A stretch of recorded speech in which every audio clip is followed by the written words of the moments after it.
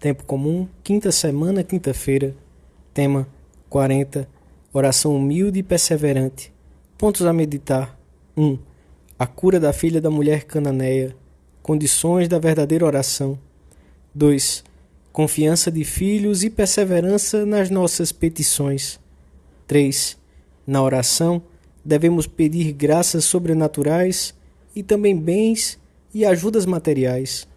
Pedir para os outros. O rosário, arma poderosa. Pelo sinal da Santa Cruz, livrai-nos Deus, nosso Senhor, dos nossos inimigos. Em nome do Pai, do Filho e do Espírito Santo. Amém.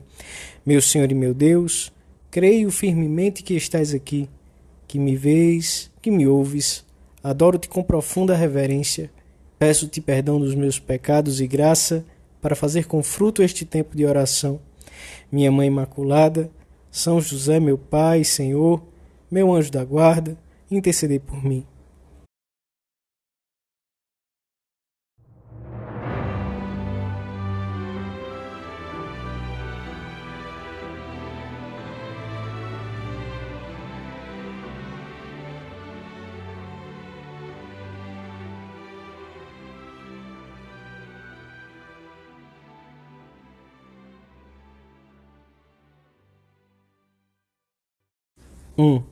Diz-nos São Marcos no Evangelho da missa de hoje que, tendo Jesus chegado com os seus discípulos à região de Tiro e Sidom, aproximou-se deles uma mulher pagã, de origem cirofenícia, pertencente à primitiva população da Palestina. Lançou-se aos pés do Senhor e pediu-lhe a cura da sua filha, que estava possuída pelo demônio. Jesus escutou o pedido, mas não disse nada, e os discípulos, cansados da insistência da mulher, pediram-lhe que a despedisse. O Senhor tratou então de explicar à mulher que o Messias devia dar-se a conhecer em primeiro lugar aos judeus, aos filhos.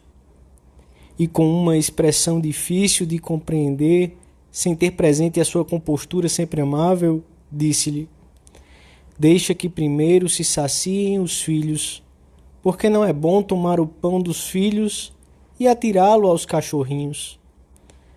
A mulher não se sentiu ferida, nem humilhada.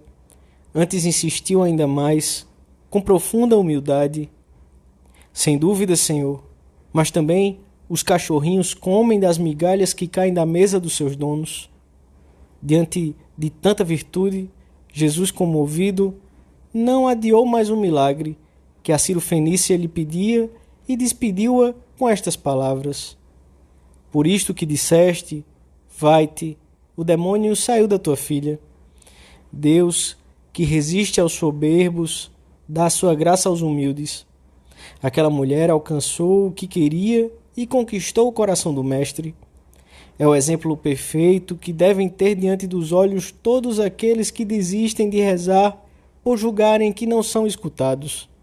Nessa atitude relatada pelo Evangelho, acham-se reunidas as condições de toda e qualquer oração de petição: fé, humildade, perseverança e confiança. O intenso amor daquela mulher pela filha possuída pelo demônio deve ter agradado muito a Cristo. E os próprios apóstolos voltaram certamente a lembrar-se dessa mulher quando ouviram mais tarde a parábola da viúva importuna, que também conseguiu o que queria pela sua teimosia, pela sua insistência. A verdadeira oração é infalivelmente eficaz porque, como diz São Tomás, Deus, que nunca se desdiz, decretou que fosse assim. E para que não deixássemos de pedir, o Senhor incutiu-nos essa certeza com exemplos simples e claros. Se entre vós um filho pede pão ao pai, porventura lhe dará ele uma pedra? Ou se lhe pede um peixe, dar-lhe-á em vez do peixe uma serpente? Quanto mais vosso Pai que está nos céus. Deus nunca negou nem negará nada aos que pedem as suas graças da forma devida. A oração é o grande recurso que temos para sair do pecado, para perseverar na graça, para tocar o coração de Deus e atrair sobre nós todo tipo de bênçãos do céu, tanto para a alma como para as nossas necessidades temporais. Sempre que peçamos a Deus algum dom, devemos pensar que somos seus filhos e que Ele está infinitamente mais atento em nós do que o melhor pai da terra pode estar em relação ao mais necessitado dos seus filhos.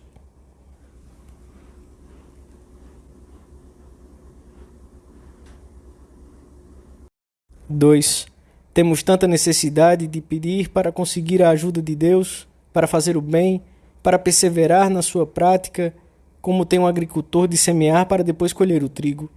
Sem semeadura, não há espigas. Sem petição, não teremos as graças que devemos receber e que Deus previu desde toda a eternidade. Há ocasiões em que o Senhor nos faz esperar porque quer preparar-nos melhor, porque quer que desejemos essas graças com mais profundidade e fervor. Como há ocasiões em que não nos concede o que lhe pedimos, porque talvez, sem nos apercebermos disso, estamos pedindo um mal que a nossa vontade revestiu com a aparência de bem. Uma mãe não dá a seu filho uma faca afiada que brilha e atrai, e que a pequena criança deseja apaixonadamente. Ora, nós somos como o filho pequeno diante de Deus. Quando pedimos uma coisa que seria um mal, ainda que tenha aparência de um bem, Deus faz como as boas mães com os seus filhos pequenos. Dá-nos outras graças que serão realmente para o nosso bem, ainda que pela nossa visão curta as desejemos menos. Portanto, a nossa oração deve ser confiante, como quem pede a um pai, e serena, porque Deus conhece as necessidades que temos muito melhor que nós mesmos. A confiança move-nos a pedir com constância, com perseverança, sem parar, insistindo repetidas vezes, com a certeza de que receberemos muito mais e melhor do que pedimos. Devemos insistir como o amigo importuno que não tinha pão, ou como uma viúva indefesa que clamava dia e noite perante o juiz iníquo.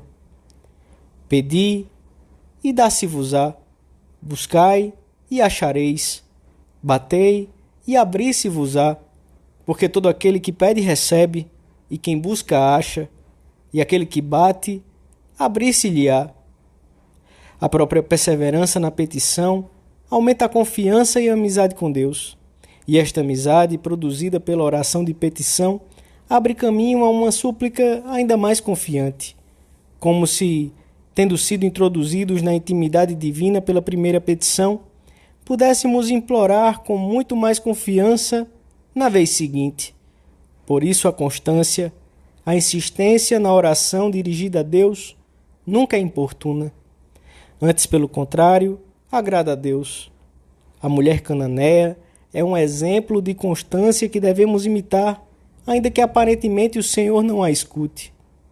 Santo Agostinho ensina que às vezes a nossa oração não é escutada porque não somos bons, porque nos falta pureza no coração ou retidão na intenção, ou porque pedimos mal, sem fé, sem perseverança, sem humildade, ou ainda porque pedimos coisas más, isto é, o que não nos convém, o que nos pode fazer mal ou desviar-nos do nosso caminho.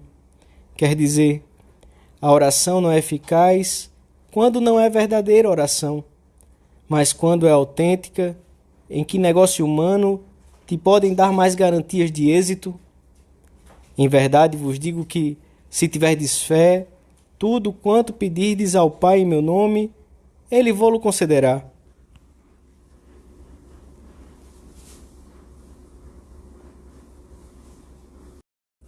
Três. Livrai-nos de todos os males, ó Pai, e dai-nos hoje a vossa paz. Ajudados pela vossa misericórdia, sejamos sempre livres do pecado e protegidos de todos os perigos. Reza o sacerdote em voz alta durante a missa. Na oração de petição, podemos solicitar coisas para nós mesmos e para os outros. Em primeiro lugar, os bens e as graças necessárias à nossa alma. Ainda que sejam muitas e urgentes as limitações e privações materiais, temos sempre mais necessidade dos bens sobrenaturais, da graça para podermos servir a Deus e ser-lhe fiéis, da santidade pessoal, de ajuda para vencermos um defeito, para nos confessarmos bem, para nos prepararmos para a Sagrada Comunhão. Quanto aos bens temporais, pedimos-los na medida em que são úteis à nossa salvação e se subordinam a esse fim. O primeiro milagre que Jesus fez, o das bodas de Caná, a pedido de sua mãe, e pelo qual se manifestou aos seus discípulos, foi de tipo material. E, no entanto, Maria, manifestando o Filho com delicada súplica, uma necessidade temporal, obteve também um efeito de graça. Realizando o primeiro dos seus sinais, Jesus confirmava os discípulos na fé em Cristo. Pela unidade que há entre todos os aspectos da nossa vida, os bens de caráter material redundam de algum modo na glória de Deus. O milagre de Caná anima-nos e move-nos a pedir também graças de cunho temporal, mas sem nos esquecermos da advertência de São Gregório Magno. Uma pessoa pede a Deus na oração que lhe conceda por esposa uma mulher à medida do que deseja. Outro pede uma casa de campo, outro uma roupa, outro alimentos. Devemos realmente pedir essas coisas a Deus Todo-Poderoso quando nos forem necessárias. Mas devemos ter sempre presente na nossa memória o preceito do nosso Redentor. Buscai primeiro o reino de Deus e a sua justiça, e o resto vos será dado por acréscimo. Não dediquemos o melhor da nossa oração a pedir só os acréscimos. É também muito grato a Deus que lhe peçamos graças e ajudas para os outros, e que encareçamos a outras pessoas que rezem por nós e pelas nossas iniciativas apostólicas. Reze por mim. Pedi-lhe, como faço sempre, e respondeu-me espantado: mas está-lhe acontecendo alguma coisa? Tive de esclarecer-lhe que a todos nos acontece ou ocorre alguma coisa em qualquer instante, e acrescentei-lhe que, quando falta a oração, passam-se e pesam mais as coisas, e a oração consegue evitá-las e aliviá-las. A nossa oração deve estar repassada de abandono em Deus e de profundo senso sobrenatural, pois, diz São João Paulo II, trata-se de cumprir a obra de Deus, não a nossa. Trata-se de cumpri-la segundo a sua inspiração e não segundo os nossos sentimentos. A Virgem Nossa Senhora retificará todas as nossas petições que não sejam inteiramente retas, para que obtenhamos sempre o melhor. O rosário é uma arma poderosa para alcançarmos de Deus tantas ajudas de que necessitamos diariamente, quer para nós, quer para as pessoas por quem pedimos. Senhor, nosso Deus, concedei-nos sempre a saúde da alma e do corpo, e fazei com que, pela intercessão da Virgem Maria, libertados das tristezas presentes, gozemos das alegrias eternas.